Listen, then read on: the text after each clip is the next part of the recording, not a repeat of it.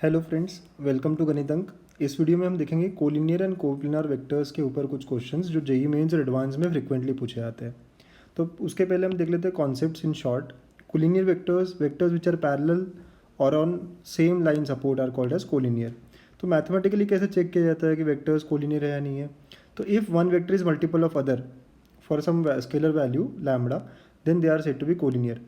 या अगर कंपोनेंट्स में दिया है, A is given as a1i plus b1j plus c1k and B is given as a2i plus b2j plus c2k, तो उनके जो कोफिशिएंट्स है उनका रेशियो इक्वल होना चाहिए। a1/a2 should be equal to b1/b2 should be equal to c1/c2, then a and b are said to be collinear. या फिर उनका क्रॉस प्रोडक्ट जीरो हुआ, DRS are proportional. These are some of the ways. ठीक है, अब next point ये important है। If we have a relation like this कि X A bar plus Y B bar equal to zero and it is given कि ए और B non collinear है, it implies X and Y both have to be equal to zero. इसे linearly independent भी कहते हैं। Okay, the vectors are linearly independent. यहाँ पे जो रिलेशन आया है इसमें coefficients of X and Y will be zero, ये नोट करने वाली बात है। Then next, coplanar vectors are said to be coplanar if all of them lie on the same or parallel planes. What are the methods to find coplanarity? तो पहली method है कि one can be expressed as linear combination of other two, right. इसे linearly dependent कहा जाता है। Okay, they are called as linearly dependent क्योंकि एक वेक्टर जो है वो अदर टू के इसमें एक्सप्रेस किया यूनिकली। ठीक है, या फिर scalar triple product equal to zero, उसी को अगर मैं कहूँ ठीक से, तो अगर ए बी सी इन कंपोनेंट्स में लिखा हुआ है तो there determinant of the component should be equal to zero for coplanar vectors. सबसे आसान तरीका है ये। X A bar plus Y B bar plus Z C bar अगर इक्वल टू जीरो दिया हुआ है और साथ में ये बताया हुआ है कि A B C are non coplanar vectors, इसका मतलब है एक्स वाई जेड जीरो होंगे, यानी यहाँ जो वेक्टर्स है दे आर लीनियरली इंडिपेंडेंट।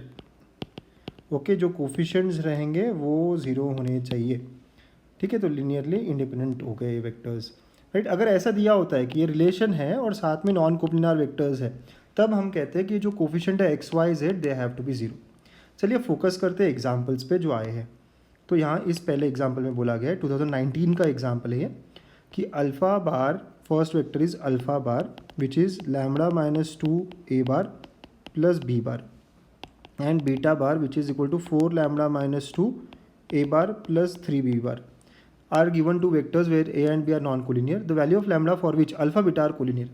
अगर अल्फा बीटा कोलिनियर है तो उनके कंपोनेंट्स जो होंगे उनका रेशियो इक्वल होगा। जो कंडीशन थी a1/a2 इक्वल टू b1/b2, तो यहाँ पे भी हम वही करेंगे। ए बार का जो कोफिशिएंट है वो है लैम्बडा माइनस 2, राइट, पहले में, और सेकेंड में है 4 लैम्बडा माइनस 2।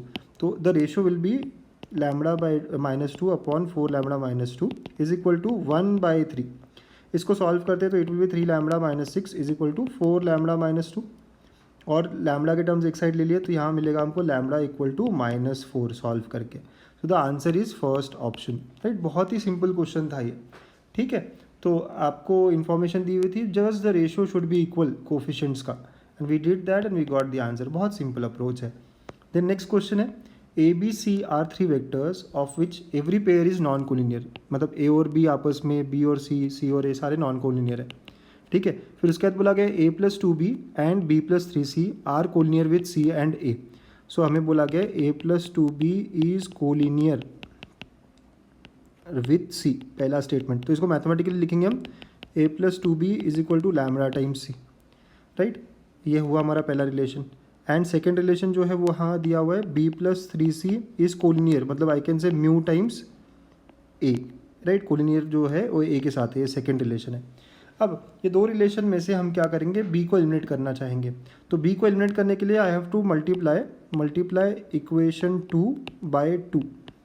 तो इक्वेशन 2 हो जाएगी अब 2b bar plus 6c bar 2 mu A bar. Okay, so now let us solve from 1 and 3। तो 1 and 3 को लेते हैं और सॉल्व करते हैं। तो ये है a प्लस 2b bar equal to lambda C bar, ये है 2b bar plus 6c bar equal to 2 mu A bar. Subtract करेंगे आप, सब्ट्रैक्ट करने पे कैंसिल हो जाएगा। तो will have a minus 6c bar lambda C bar minus 2 mu A bar.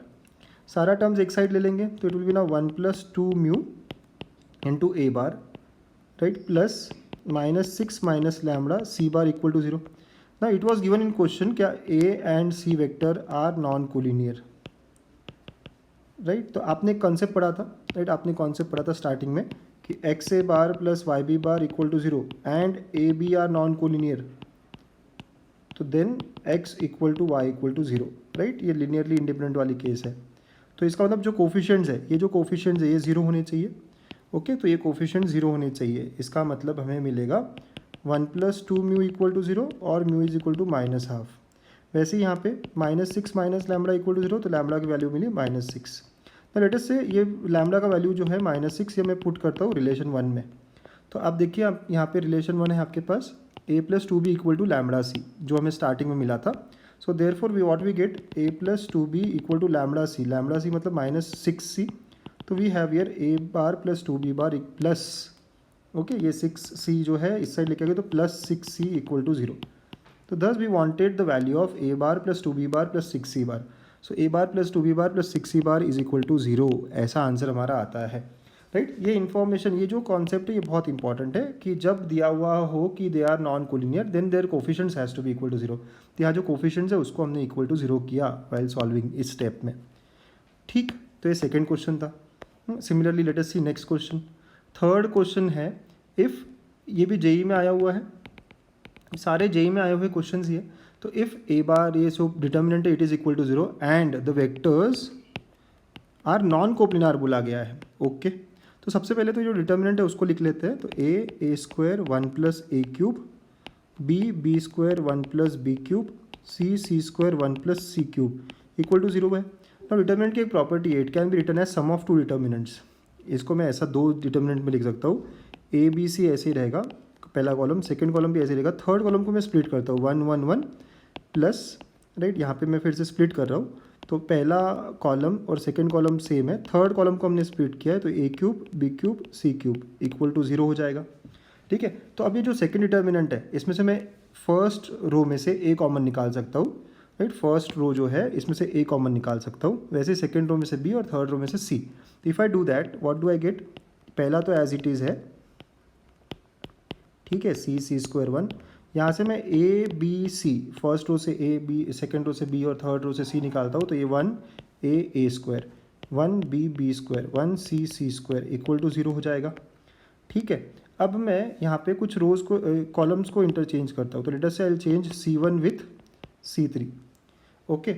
c1 with c3 करूँगा तो एक माइनस बाहर आएगा। दो चेंजेस करता हूँ अगर मैं, राइट, अगर मैं साइक्लिसिटी है तो c1 और c3 का चेंज एंड देन c3 और c2 का चेंज। तो ये सब करने से ऐसा हो जाएगा, दो चेंजेस करते तो वो डिटर्मिनेंट रिमेन सेम। तो therefore what do I get after doing those changes, A B C, और ये डिटर्मिनेंट भी जो है वो हो जाएगा A B C a² b² c² and 1 1 1 equal to 0। अब ये दोनों डिटर्मिनेंट सेम है तो this can be taken common, दोनों डिटर्मिनेंट सेम है, so I take that as common, ठीक है। तो अगर मैंने कॉमन लिया determinant a² 1 b² 1 c² 1, okay, और फिर यहाँ 1 + abc बचेगा इक्वल टू 0। ना it was said in the question कि ये जो 1a² है, ठीक है, 1a² है, ठीक है, वैसे ही 1b² and 1cc² they non कोप्लिनार है। अगर वो नॉन कोप्लिनार है मतलब उनका डिटर्मिनेंट 0 नहीं होगा, तो this value will not be equal to 0। तो it implies 1 + abc has to be equal to 0, तभी ये रिलेशन 0 होगा। तो abc का वैल्यू जो है वो -1 आएगा। हमें यही पूछा गया है कि the value of abc is, so answer comes out to be -1, okay. एक और क्वेश्चन करेंगे इसी टाइप का, ये बड़ा इंपॉर्टेंट है, काफ़ी बार ये एग्जाम में दिखता है। सो इफ़ वेक्टर्स, फिर यहाँ 3 वेक्टर्स दिए हैं, ai + j + k, i + bj + k and i + j + ck, ये तीनों ही वेक्टर्स कोप्लिनार है। तो मुझे पहली बात पता है कि कोप्लिनार है तो इनका डिटर्मिनेंट क्या होना चाहिए, 0 होना चाहिए। तो determinant out of them should be equal to 0, okay. तो a11 1b1 and 11c should be equal to 0। अब क्वेश्चन को जो है हम डायरेक्टली भी सॉल्व कर सकते हैं, बट आई वुड से अब जो मैं स्टेप्स करूँगा उसको हमें देखना है ताकि हम आंसर को इजीली लेके आए। तो मैं क्या करूँगा, यहाँ पे 1 - a लाने की कोशिश करूँगा। तो मैं r1 वैसे ही रखता हूँ, r2 को मैं करता हूँ r2 - r1, r3 को मैं करता हूँ r3 - r1, ये चेंजेस करते हैं हम, ठीक है। तो ये हो जाएगा, रो 1 वैसे ही रखा, सेकेंड रो हो जाता है 1 - a, फिर b - 1 एंड 0, थर्ड रो हो जाएगा 1 - a 0 एंड c - 1, ठीक है, ऐसा हो जाएगा। अब मैं कॉलम वन से मैं 1 माइनस ए कॉमन लूँगा, कॉलम बी में से मैं कॉलम सेकेंड में से 1 माइनस बी लूँगा, राइट, C2 में से, और वैसे ही थर्ड में से 1 माइनस सी कॉमन लूँगा। ओके, तो मैं कुछ टर्म्स कॉमन ले रहा हूँ, फर्स्ट कॉलम से 1 माइनस ए, सेकेंड कॉलम से 1 माइनस बी और थर्ड कॉलम से 1 माइनस सी। तो अब मेरा आएगा 1 minus A, 1 minus B, 1 minus सी, और यहाँ पे रह गया है ए अपॉन 1 माइनस ए, पहला टर्म, राइट। अच्छे से देखिए आप, 1 माइनस ए मैं कॉलम 1 से ले रहा हूँ, तो और सेकेंड और थर्ड टर्म जो है मैं थोड़ा ठीक से लिखता हूँ यहाँ पे। ओके, तो पहला टर्म मिलेगा ए अपॉन 1 माइनस ए, ये पहला टर्म है, थर्ड सेकेंड और ये थर्ड में 1 1 बचेगा। फिर आपने 1 माइनस बी कॉमन ले लिया, तो ये हो गया 1 अपॉन 1 माइनस बी, ये हो जाएगा -1 0। फिर ये हो जाएगा 1 अपॉन 1 माइनस सी, 0 एंड -1, ठीक है, इक्वल टू 0। अब as it is given in the question, आप ध्यान से देखिए, क्वेश्चन में दिया हुआ है कि A B C are not equal to 1। A B C are not equal to 1 मतलब ये 0 नहीं हो सकते। तो the only thing require that can be done is A upon 1 minus A, 1 1, 1 upon 1 minus B, -1 0, and 1 upon 1 minus C, 0 -1 should be equal to 0। Okay, अब इसको solve करेंगे तो ये मिलेगा 1 A upon 1 minus A into 1 minus of 1 by 1 minus B, ठीक है, into -1, ऐसा हो रहा है ये। डिटर्मिनेंट सॉल्व करिए आप, तो 1 upon 1 minus C into 1 equal to 0। तो what we get here is A upon 1 minus A plus 1 by 1 minus B plus 1 by 1 minus C equal to 0। तो ये चाहिए था क्या मुझे, एक बार क्वेश्चन देखेंगे क्या चाहिए हमें। So what we wanted was 1 upon, ठीक है, बट अब यहाँ पे तो ए अपॉन है, तो अब 1 अपॉन लाने के लिए क्या करेंगे हम, ये भी स्टेप बहुत इंपॉर्टेंट है, we will subtract 1 and add 1। तो ये हो जाएगा A -1 upon 1 minus A plus 1 upon 1 minus A plus 1 upon 1 minus B plus 1 upon 1 minus C equal to 0, ठीक है। अब देखिए ये कैंसिल आउट हो जाएगा, ये कैंसिल आउट होगा, लेकिन ये -1 होगा, राइट, ये सेम नहीं है, तो ये उस साइड जाएगा नेक्स्ट साइड में, तो ये हो जाता है फिर 1 by 1 minus A plus 1 by 1 minus B plus 1 by 1 minus C is equal to 1। So answer of this is equal to 1। Okay, तो अगर हम डिटर्मिनेंट मैट्राइसेस डिटर्मिनेंट जो है यहीं पे हम स्टेप्स हमारे इंप्रूव करें, ऐसे सॉल्व करें, तो बहुत इजीली इसका आंसर आएगा, तो इसका आंसर 1 आ गया। ओके, तो understand the method and approaches to solve such examples, ठीक है। तो please stay connected for more such videos.